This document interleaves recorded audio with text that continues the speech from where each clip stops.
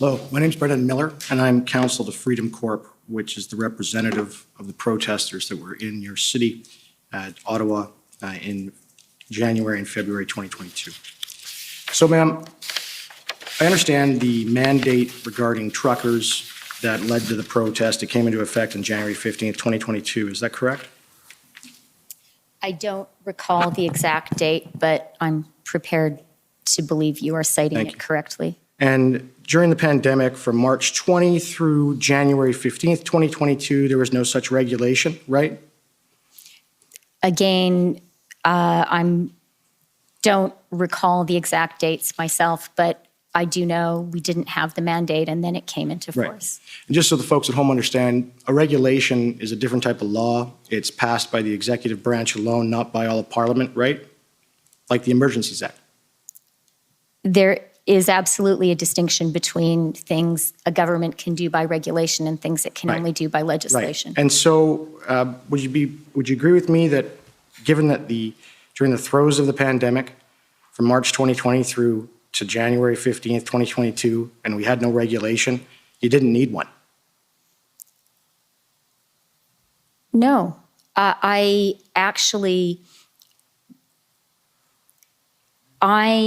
believe that taken as a whole, the public health measures that Canada put in place were very, very important in protecting the health and safety of Canadians. I only have so much time, so I'm going to cut you off there. And you'd agree with me that given that there was no regulation in place from March 2020 through January 15th, 2022, during the throes of the pandemic, there was no reason to pass one on January 15th, 2022, was there? There was no health risk. No, I'm afraid I don't agree. In January, we had an Omicron wave. We were still fighting COVID, and there was a real value in encouraging as many Canadians as possible to get vaccinated. So the purpose was to encourage Canadians to get vaccinated, to compel them to get vaccinated. Is that fair? That's right. All right. So that was the purpose of the regulation. That was the true purpose. It wasn't to keep people safe. It was to get them vaccinated. I believed then, and I believe now, that creating strong incentives for Canadians to be vaccinated protected the health of vaccinated Canadians and protected the health of our country overall. Okay. So from March 2020 to January 15th, 2022, did you fail to protect Canadians by not having that regulation? Let me start with one aspect of that timeline, which is obviously when COVID first hit us, vaccines didn't exist. And then even when vaccines arrived, it took time for them to be distributed. So of course, vaccine mandates couldn't be put in place before vaccines existed or were made available. So, and of course the government, you ended up creating a vaccine compensation fund in December of 2020. Do you remember that? Yes, I do. Right. And you're aware that Quebec had a vaccine compensation fund and it was the only province that actually had one prior to that? I am prepared to accept that that's the case. I can't recall specifically. And can you agree with me that the United States has a federal vaccine compensation fund? Again, I'm prepared to accept that that's the case. So from 1867, when Canada was founded, up until December of 2020, Canada had no federal vaccine compensation fund. Can you agree with that? Again, I'm not an expert in the history of vaccine compensation funds in Canada. But you can agree the first compensation fund in Canada for vaccines came about only because of the COVID vaccines, correct? Again, I'm really not an expert in vaccine compensation funds. If the direction of the question is to suggest that the COVID vaccines are more dangerous in some way than previous vaccines we've used in Canada, I'll say, one, I'm not a health expert, but I believe very much in really the advice, the effectiveness, the thoroughness of Health Canada. They're very good at judging the safety of vaccines. And I will say, I have been vaccinated 4 times. My children have been vaccinated. I understand, ma'am. I don't need to know that. But But it I don't- does speak to my confidence in the vaccines. I If I've understand. had I my don't- children vaccinated, it speaks to my Ma'am, belief that they're Please safe. stop talking out the clock and let me ask my questions, okay? So, Well, it's a bit of a trade-off. You make a statement and you say, do you agree? And she qualifies the answer. That's appropriate. okay, so ma'am, if that's the case then, did Health Canada advise you to enact this regulation? The mandate, Yeah, again, I'm not the health minister, and I'm not going to speak to specific moments that we had advice. But Okay. what I will say is we were very careful and thoughtful throughout COVID in the public health measures that we Okay. put in place and acted based on advice of PHAC. right. And so that mandate was only in place until June of 2022, right? Again, I can't recall the specific dates, Okay. but I'm prepared to accept So- what you're saying. We're going to move on into just another area. I take it you know who Tamara Leach is, right? I don't know her personally, but I have read about her. Yeah, and you know who Chris Barber is? Again, I don't know him personally, but I've read about him. Yeah, and you know who Tom Marazzo is, right? Can you say the third name? Tom Marazzo, the gentleman over there? I can't say that I know as much about him or I've heard as much about him. And what about Danny Bulford? You know who he is, correct? What was that final last name? Danny Bulford, he used to be with the security team for the RCMP with the Prime Minister. I'm afraid I'm not Okay, so familiar with that final name. so, Tamara Leach and Chris Barber I've heard of, yes. and when you were making your decision with respect to invoking the Emergencies Act, you'd already heard about Tamara Leach and Chris Barber? I had heard of their names, yes. Yeah, and there's some discussions about them in some of the records. There was issues, you knew who they were. I had read their names in the media. Yeah, and you knew about that before you invoked the Emergencies Act. Again, I can't say 100% not having reviewed what I read, but my recollection is they were reasonably prominent, and so I think it's reasonable to think that I would have read their names. And of course, you know Tamara Leach, she's a Canadian. Again, I haven't familiarized myself with her Okay, biography and before she's- coming here. She's from Alberta. Do you know that? Where you're from? I really haven't studied about her before coming here. I want to be careful that I say things I know for sure are true. I am certainly Canadian, and I'm born in Peace River, Alberta. Okay. Is Tamara Leach a terrorist? In terms of designating who is a terrorist and who isn't, that is not my job as Minister of Finance or Deputy Prime Minister. Okay. We have authorities whose job is to do that. Right. And so it's not your authority to designate Tamara Leach, Chris Barber, Tom Marazzo, or Danny Bulford terrorists. That's somebody else has to do that. Yes, we have intelligence services, we have enforcement agencies whose job is to determine who is a terrorist, and Okay, that's so entirely appropriate. Can I bring up? Can I say document- one thing about Yeah, that? just a second. If I can bring up document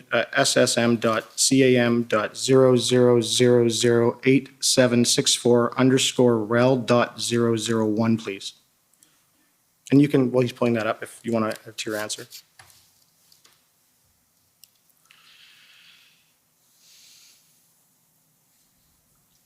Okay, if we can scroll down to page, I believe this is a note with Dave.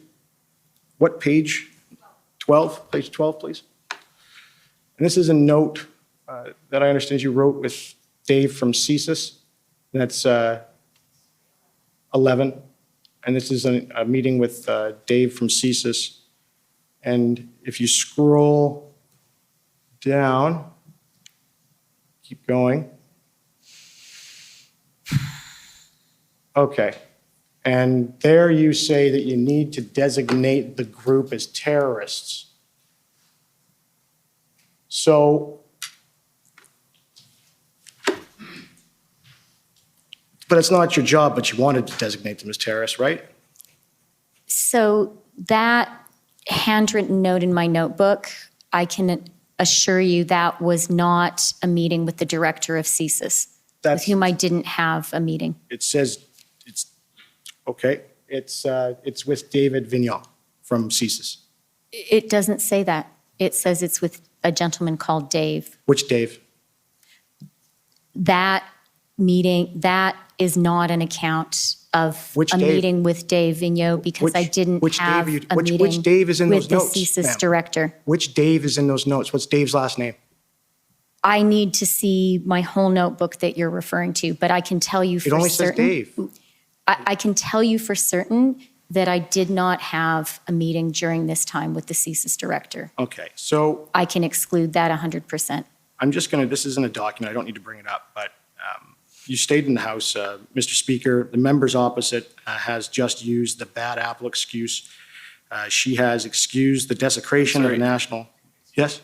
My friend is saying he's referring to something that the Deputy Prime Minister said in the House. Yeah. There's an objection there for parliamentary privilege. This is a parliamentary commission. There is no parliamentary privilege. It does exist. Parliamentary privilege does absolutely, but exist. It does exist, but because this is a report to Parliament pursuant to the case I gave you earlier in McIver, it doesn't apply. You can actually ask all of it because we're carrying out a parliamentary function and there's no liability here. It's just a report to Parliament, and the Federal Court of Appeal has agreed. I'm not aware of that. I gave you the McIver case quite a while ago when we talked about the objections, and I think, yeah, it's there. Well, I'd ask my friend the document that he's referring to so that we know what he's talking about, so we can understand the parliamentary This is privilege issue. this is just a statement from the Deputy Prime Minister in the House. And Mr. Speaker, the members opposite have, this is what it says, use just the bad apples excuse. She has excused the declaration. I think we're going to have to sort this out because I don't think at this stage, and I apologize, I'm not as familiar with you as you are about that case, and clearly the Crown is not either, the government, so I think we're going to have to find that. So I'd like you to hold that Okay, and I'll come back to question. it. But you do recall, ma'am, that you had expressed concerns publicly with respect to desecration to national monuments. Is that fair? I'm going to Ottawa? need advice from my counsel on whether things I said in Parliament I should be speaking about. Okay, I'm so not here, I'll an I'll move expert on. either, It's so. okay. So one of the things that happened during the protest in Ottawa dealt with the national monument, the Terry Fox statue. Do you remember reading about that? I do, yes, I do remember the Terry Fox statue. I remember discussing it with my children. Yeah, Who were and- very upset. Yeah, and there was, in that Terry Fox statue, they put a hat on Terry Fox's head and then put a flag in his arm, and then there was a mandate freedom sign on it. I don't remember specifically Okay. how the Terry Fox statue was Yeah, implicated in this, but I do remember Okay. reading about it, and I remember it specifically because my children were aware of it and Okay. were upset. right. And so I went online and I just looked at how many times someone's done that to that statute, and it seems to be hundreds. So I'm just going to put this one to you. If someone puts an LGBTQ flag on the Terry Fox statute and flowers in the statute, is that a desecration? I am not going to go into, I really don't think it's my job or helpful for Canadians for me to go into a discussion of what is okay and not okay But to you've do said with it the was a Terry Fox desecration. statue. When you've called it a desecration in public, that was what you were referring to, based on what was put on the statute. So is it fair to say that it's only a desecration to you if you don't agree with the message? Again, you've made a couple of leaps beyond anything that I've said. That's okay, it's the public record. With respects to, you had said you had concerns for violent actions and interactions with respect to protesters, and I take it that was nationally? You had concerns nationally? Or was it just Ottawa? I described in my testimony a moment ago 2 specific areas where I had concern. I was worried about the potential for conflict between angry people in Ottawa and the occupation. Can I finish the answer? Because I have something to add. And as I said in my earlier testimony, and I believe the mayor of Windsor shared this concern, I was concerned about the possibility of that kind of a conflict in Windsor. And I was concerned about the situation in Coutts, Okay. which we heard about at the IRG Right. on this Saturday. Okay, so, but with respect to the interaction with protesters, I don't know if you heard the testimony of the mayor there, but he said that 75% of his small town supported the blockades and that many of the properties have F. Trudeau flags all over them. So you wouldn't have concern with that specific protest, would you? My reference to Coutts just now was very specific. At the IRG on Saturday, the 12th of February, the RCMP commissioner raised with us the possibility that there were weapons there. And Right. that was a source of great concern. Right, and so you can agree that police investigate weapons offenses all over the country every day. Again, I'm not a police expert, but that seems like a reasonable common sense observation. So simply because the police know a weapon is somewhere, you can agree with me it's not a national emergency. The concern about a single weapon somewhere in Canada, and as you say, I think that one weapon being investigated somewhere in Canada, if that were to happen today, certainly. Right, and you had testified earlier about what you viewed as, ensuring that we as Canadians have a good international reputation so that people come to our country and want to do business with us. Is that fair?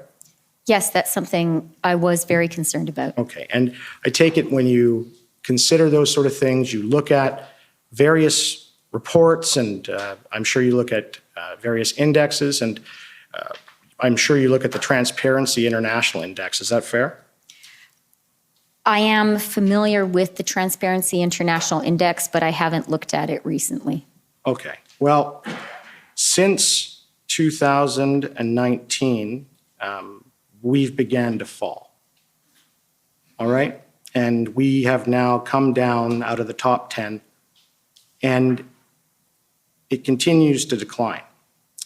So can you agree with me that Canada not being transparent hurts our relationship internationally?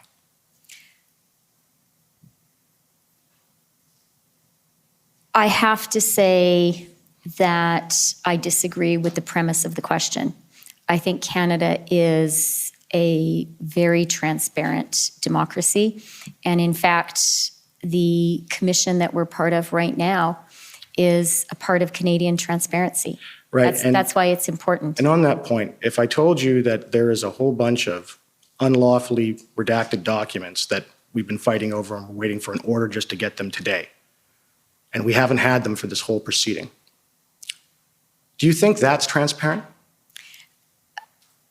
Again, and with apologies, I can't agree with the premise of the question. I think that, Right. but what I can say is, I think that the fact that this commission exists, that these hearings are being held, that they're public, is really important for Canada and is a measure of Canadian transparency. Right. And one of your concerns, of course, with transparency and our reputation, was that you would want your government to be as transparent as possible, right? Again, here, I do believe that transparency and accountability are important, but I also recognize that cabinet confidentiality in many issues needs to be preserved for a reason. And, there are areas where transparency is not appropriate, and I recognize that as well. Okay. Can you agree with me if, anytime it comes out that the Canadian government has misled Canadians on something, it really hurts our international reputation, doesn't it? I think that the Canadian government should always seek not to mislead Canadians. Right. First and foremost, because that's wrong, and that is not the way we should treat Canadians. And in the many statements that have been said by all the politicians in this matter, one of the main things they talked about, and Justin Trudeau did particularly on the following the first weekend of the invocation of the Emergencies Act, was these horrible, the Nazi flag and all those things that people saw in Ottawa. You heard him say that? Again, I have to say, prior to coming here, I have not specifically reviewed specific statements of the Prime Minister. If you want to point to a specific one, Yeah. maybe we could discuss it. You'd agree if it turned out those flags were linked to your government. That would look really bad for our international reputation, wouldn't it? Based on some